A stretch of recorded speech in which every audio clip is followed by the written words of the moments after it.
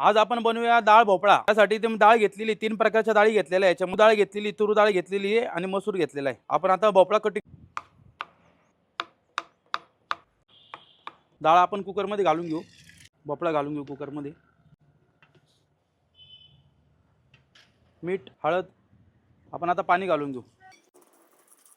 जिरे, मोहरी, कढीपत्ता, हिरवी मिरची, अद्रक लसूण पेस्ट, अख्खी लाल मिर्च, कांदा आपण व्यवस्थित फ्राय करून घेऊ।